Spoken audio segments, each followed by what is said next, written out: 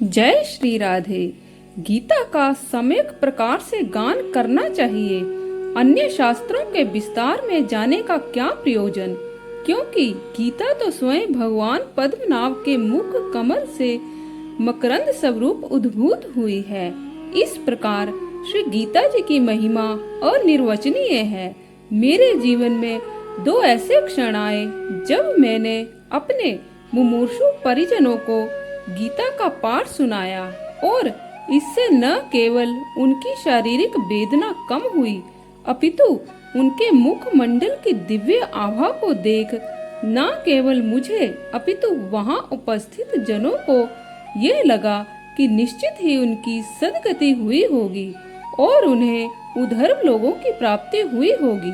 प्रथम घटना दिनांक 13 मई सन 1998 ईस्वी की है, जो मेरी पितामही से संबंधित है। मृत्यु के एक दिन पूर्व उन्हें भयंकर पीड़ा हो रही थी। घर के सभी लोग उनके पास बैठे यथासंभव उनकी सेवा परिचर्या कर रहे थे, पर वेदना कम होने का नाम नहीं ले रही थी। हम सभी लोग असहाय थे और उनकी पीड़ा देखकर अत्यंत दुखी हो रहे थे। अचानक मुझे गीता का पाठ करने का ध्यान आया। मैंने स्नान करके स्वच्छ वस्त्र धारण किए और गाय के गोबर से पितामही की शैया के पास लीप कर वही आसन बिछाकर बैठ गया और गीता का पाठ करने लगा। जैसे जैसे पाठ पूर्णता की ओर बढ़ रहा था, वैसे वैसे उनकी पीड़ा कम होती जा रही थी और जब पाठ पूरा हुआ तो वे शांति पूर्वक सो गईं। फिर रात्रि में उन्हें कोई कष्ट नहीं हुआ। दूसरे दिन मैंने प्रातः उनके निकट बैठकर दुर्गा सप्तशती का पाठ किया। उस समय भी उनके चेहरे पर शांति थी, किसी प्रकार का कष्ट नहीं था। गर्मी का मौसम था। दोपहर में मुझे नींद आ गई। मैंने स्वप्न में देखा कि मुझे यमदूतों ने घेर लिया है। उनका स्वरूप ठीक वैसा ही था जैसा पुराणों और धर्मशास्त्रों में वर्णित है। वे मुझसे कह रहे थे, तुम क्यों बार बार बीच में आ जाते हो। इतने में मेरी नींद टूट गई और घर के अंदर से रोने की आवाजें आने लगी। मैंने घर के अंदर जाकर देखा तो पितामही उन्हें दर्द से छटपटा रही थी और घर गांव के लोग उनके पास विलाप कर रहे थे।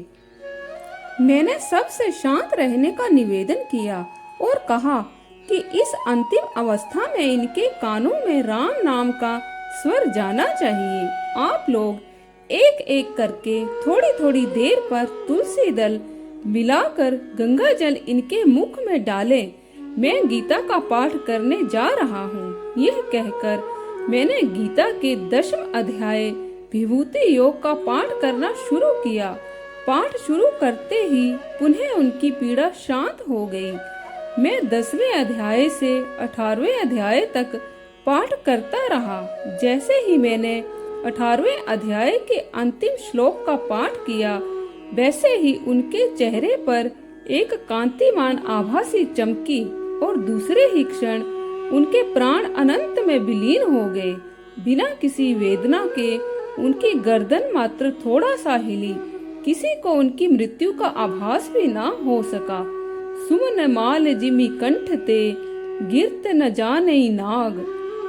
दूसरी घटना मेरी चचेरी बहन से संबंधित है। उन्हें ब्लड कैंसर था। डॉक्टरों ने प्लेटलेट्स चढ़ाने के बाद कहा कि अब इनका जीवन मात्र 3 दिन का है।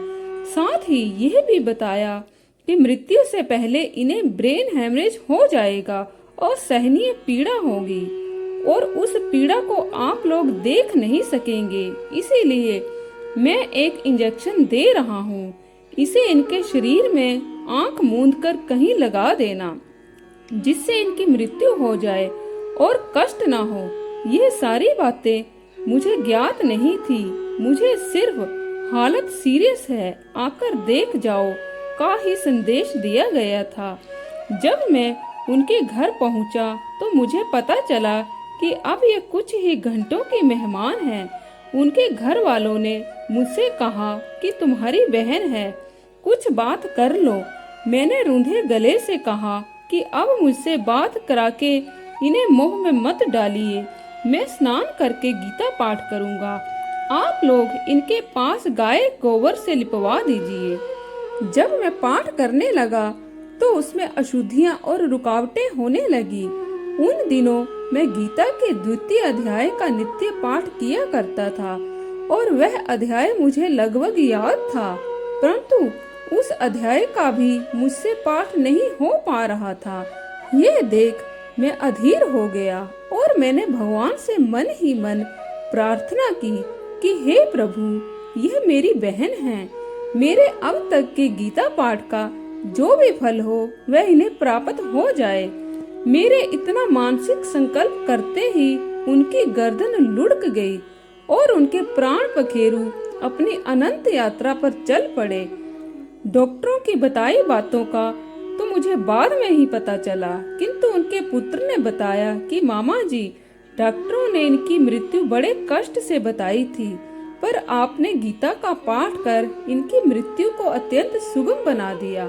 इसके बाद जब पितृ पक्ष प्रारंभ हुआ तो मेरी उन बहन ने पहले ही दिन मुझे स्वप्न में दर्शन दिया। वे आंवले के वृक्ष के नीचे खड़ी मंद मंद मुस्कुरा रही थी। मैं स्वप्न में ही उनके चरण स्पर्श करने के लिए आगे बढ़ा तो वे कहने लगी, अब तुम मुझे कहाँ छू पाओगे। उस समय उनका मुखमंडल एक विचित्र आभा से दैदीप्यमान था और उन्होंने प्रकाशमान श्वेत वस्त्र धारण किए थे। मुझे पूरा विश्वास है कि गीता पाठ के प्रभाव से ही उन्हें इस प्रकार की उधर्व गति और उधर्व लोक प्राप्त हुए थे।